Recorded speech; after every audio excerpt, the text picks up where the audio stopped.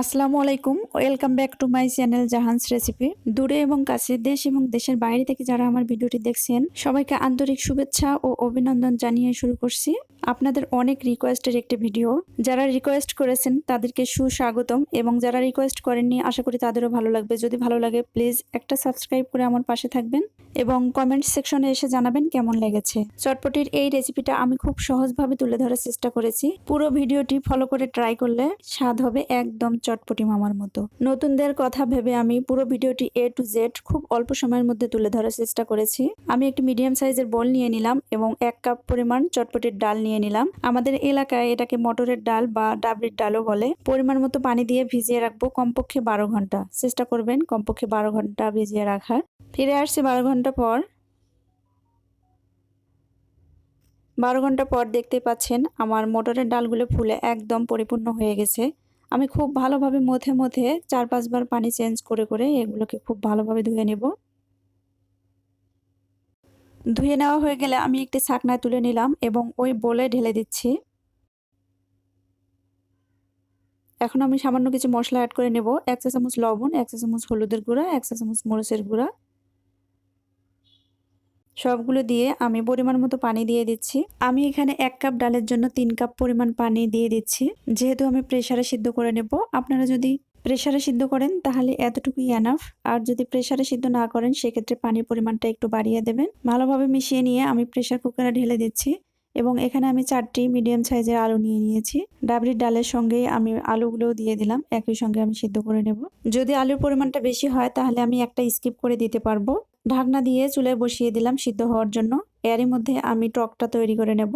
আর এজন্য আমি একটি ছোট সাইজের বাটি নিয়ে নিলাম এবং নিয়ে নিচ্ছি পরিমাণ মতো তেঁতুল। দিয়ে দিচ্ছি হালকা কুসুম গরম পানি। হালকা কুসুম গরম পানিটা অ্যাড করার চেষ্টা করবেন, তাহলে তেঁতুলের কাতটা খুব সুন্দরভাবে বের হয়ে আসবে। আপনারা যদি চটপটিতে বেশি টক খেতে পছন্দ করেন সেক্ষেত্রে তেঁতুলের পরিমাণটা একটু বাড়িয়ে নেবেন। আমি হালকা হাতে এভাবে মথে ঢাকনা দিয়ে দিলাম 20 মিনিটের জন্য। ফিরে আসলাম 20 মিনিট পর। আবারও ভালোভাবে মথে মথে আমি তেঁতুলের কাতটা বের করে নেওয়ার চেষ্টা করছি। আপনারা চাইলে ডিরেক্ট এই কাজটা করতে পারেন, তবে একটু সময় লাগবে বেশি। ঝটপট ফুচকা, চটপটি এবং ভেলপুরির জন্য সেম প্রসেসে তেঁতুলের কাত বের করে নিয়ে সেম মশলাগুলো অ্যাড করে নিয়ে 5 মিনিট মতো জাল করে ফ্রিজে সংরক্ষণ করা যায়।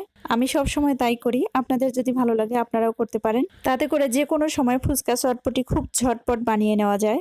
যেহেতু টক রেডি করার এক্সট্রা ঝামেলাটা থাকে না। এভাবে চেপে চেপে আমি যে শাঁস এবং বীজগুলো আছে ওগুলো একদম আউট করে দিচ্ছি। আপনারা চাইলে এগুলো ছাঁকনির সাহায্যে ছেঁকে নিতে পারেন, তবে আমি ছাঁকবো না। আমি আমার পছন্দ মতো তেঁতুলের টকের ঘনত্বটা তৈরি করে নিয়েছি। আপনারা যদি এর চেয়ে পাতলা খেতে চান তাহলে আরেকটু পানি অ্যাড করে নেবেন, আর যদি এর চেয়ে ভারী খেতে চান তাহলে কম পরিমাণে পানি অ্যাড করে নেবেন। এটা সম্পূর্ণ আপনাদের ইচ্ছা অনুযায়ী।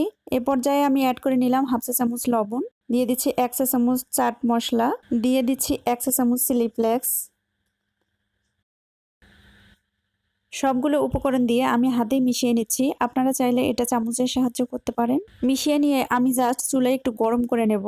ভিডিওটি যাতে লং টাইম না হয় সেদিকে খেয়াল রেখে আমি অফ ক্যামেরায় তেঁতুলের কাতটা গরম করে নিলাম। গরম থাকা অবস্থায় আমি 2 চা চামচ চিনি অ্যাড করে নিচ্ছি।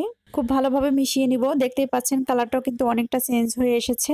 এই প্রসেস ফলো করে তেঁতুলের টক তৈরি করলে ফ্রিজে 1 থেকে 1.5 মাস সংরক্ষণ করা সম্ভব। বাইরে কমপক্ষে 1 সপ্তাহ ভালো থাকবে। এই প্রসেসে চটপটির দোকানের মামারাও টক সংরক্ষণ করে থাকেন। চুলা অন করে একটি প্যান বসিয়ে দিলাম এবং পরিমাণ মতো তেল দিয়ে দিলাম। চটপটিটাকে আরো একটু রিচ করার জন্য আমি কিছু পাঁপড় অ্যাড করে নেব। তেল গরম হয়ে আসলে কয়েকটি পাঁপড় দিয়ে এভাবে নেড়েচেড়ে আমি ভেজে তুলে নেব। আমি আবারও কয়েকটি পাঁপড় দিয়ে দিলাম। নেড়েচেড়ে সেম প্রসেসে আমি ভেজে তুলে নেব। চটপটির মধ্যে এরকম ক্রিস্পি আইটেম অ্যাড করে নিলে কিন্তু চটপটি খেতে অসম্ভব ভালো লাগে। তবে এই ক্রিস্পি আইটেমগুলো অ্যাড করার সঙ্গে সঙ্গেই খেয়ে ফেলা উচিত। চুপসে গেলে তখন আর খেতে অতটা ভালো লাগে না। এবার আমি কিছু কালারফুল পাঁপড় দিয়ে দিলাম, তাতে করে দেখতে এবং খেতে দুটোই খুবই ভালো লাগবে। আপনারা এই রেসিপিটা অনেকভাবে তৈরি করে খেয়ে দেখেছেন। একবার এভাবে তৈরি করে খেয়ে দেখে আমাকে কমেন্ট করে জানান কেমন লেগেছে। এদিকে আমার চটপটির ডালটার কি অবস্থা আপনাদেরকে দেখিয়ে দিচ্ছি। প্রেসারে 4 থেকে 5টি সিটি খাওয়ার পর আমি একদম ঢাকনা খুলে দিয়েছি। চেক করে দেখেছি আলুগুলো খুব সুন্দরভাবে সিদ্ধ হয়েছে। আমি আলুগুলো তুলে নিচ্ছি।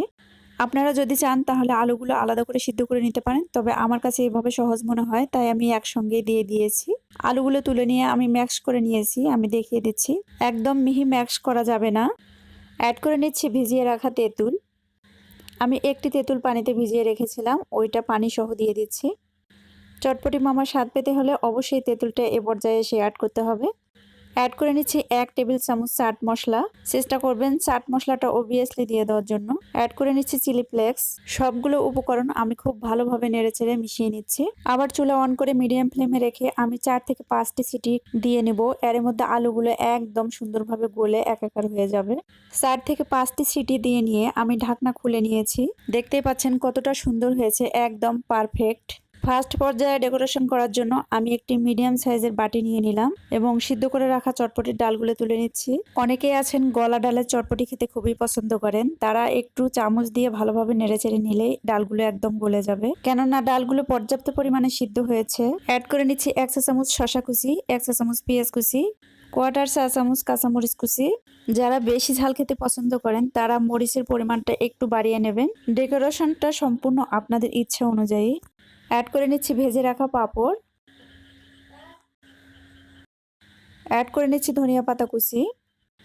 চটপটিটাকে আরেকটু রিচ করার জন্য অ্যাড করে নিচ্ছি চানাচুর অ্যান্ড অ্যাড করে নিচ্ছি সিদ্ধ করে রাখা ডিম। আমি অফ ক্যামেরায় ডিম সিদ্ধ করে নিয়েছি।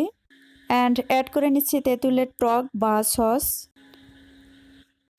আমি যে টকটা বানিয়েছি এই টকটা সেম প্রসেসে চটপটির দোকানের মামারাও বানিয়ে থাকেন, শুধু ওনাদের টকটা একটু পাতলা টাইপের হয়, আমি একটু ঘন টাইপের করে নিয়েছি। আপনারা আপনাদের পছন্দ অনুযায়ী করে নেবেন। দেখতে পাচ্ছেন কতটা সুন্দর লাগছে। সবগুলো উপকরণ আমি খুব ভালোভাবে মিশিয়ে নেব এবং ফাইনাল পর্যায়ে ডেকোরেশনের জন্য একটি মিক্সিং বলে ঢেলে নিলাম। আবারও অ্যাড করে নিচ্ছি ভেজে রাখা পাঁপড় এবং অ্যাড করে নিচ্ছি চানাচুর।